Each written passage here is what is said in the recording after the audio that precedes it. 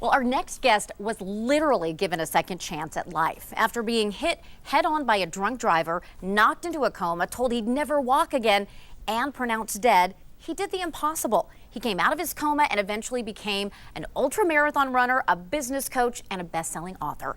Hal Elrod joins us to share just your amazing story and some practical tips that the rest of us can use just to really make sure we're getting the most out of our one life that we get. Sure, absolutely. Yeah, for me, when I was 20, I had started a dream of being a motivational speaker. And one night after I gave a speech to a group of college students, I was driving home in my brand new Ford Mustang.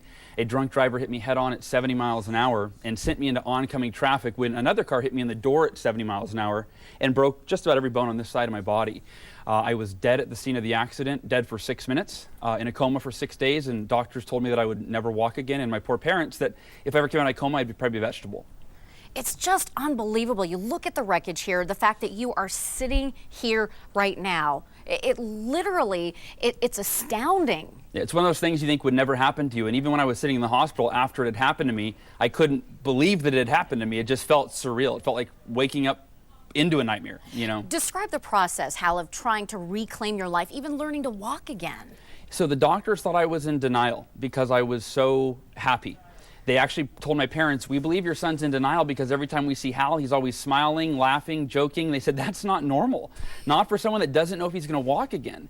And what I learned that everybody can apply is that it was because I was fully willing to accept the things that I couldn't change and focus on the things that I could, that I was at peace. I said, if Mom and Dad, if I'm in a wheelchair the rest of my life, I'll be the happiest person in a wheelchair because I can't change it, so I might as well love the life I have. That's why I really resonated with the ABC that you have, because you're not saying, hey, everyone, you can be an NBA basketball player or, you know, rule the world or be the president. You're saying, you know, if there's something that's impossible, how to accept what you can embrace. Yeah, the ABCs, as you mentioned, that's my life philosophy. A is accept all things you can't change. The B is to be grateful for everything. And if you think about it in life, everybody has 2 pages to focus on. One page lists all that we have to feel bad about. One page lists all we have to be grateful for. And the quality of your life has little to do with what's going on around you, and it's what's going on inside you if you're focused on the grateful. And so my big question for you is, because I think it's a $1 million question, how do you focus instead on the positive list instead of the con? Even if there's fewer things on this side, it seems like it can be human nature to focus on what we don't have or what we can't do. It's actually make it into a list. Right? So not just that imaginary list, but actually every morning write down things that you're grateful for. You know, and they've done research and studies have shown that literally your emotion changes, right? They'll measure your brain waves when you write things you're grateful for, right? It makes you feel good. So you've got to focus on them in writing. I always say magic happens when you put pen to paper. So, okay, doctors say you'll never walk again. Oh, you blow them away, you start walking. How does it go from, yes, I can walk again, to I'm going to be an ultra-marathon runner? Well, that's funny. I always say it's misleading to say an ultra-marathon runner. It implies I've done more than one. It was really a bucket list item to raise money for the Front Row Foundation charity that I really supported. But yeah, I ran one ultra-marathon, and it was, you know, I think that 50 miles? 52 miles, yeah. 52. It was walking, crawling, limping. I mean, it was painful. You know, you skipped a little bit. There was a little bit of skipping. Yes, yeah. I think people carried me maybe for a few feet. But no, but it was really just the idea that, you know, everything that happens to us happens for a reason, as they say.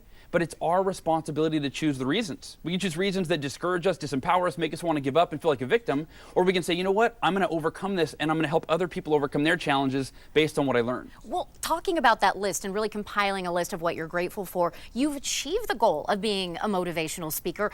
And how do you weave what happened to you in your story into your message? Similar to our conversation right now. I mean, I think that it's giving people perspective that, hey, even if you die and are told you'll never walk again, because most people, they have their challenges, you know, probably aren't that bad. For some, they're worse.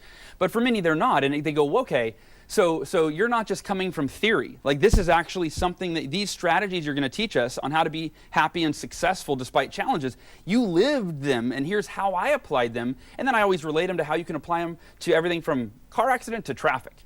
You talk about changing your life before 8 a.m. What can we do tomorrow morning to have a better focus and outlook? Yeah, that for me was 8 years after the accident, I hit a worse rock bottom where I financially, I lost my business, I lost my house, I was deeply depressed. And the miracle morning, as my new book is called, is what really allowed me to turn it around. And it's real simple. It's don't waste the first hour of your day. Most Americans waste their morning. They hit the snooze button and then they head off to work and they get nothing accomplished. Successful people know better. They wake up early, they work on their goals and dreams, and that's why they're the few that are living them. So do that. Hal Elrod, thank you so much.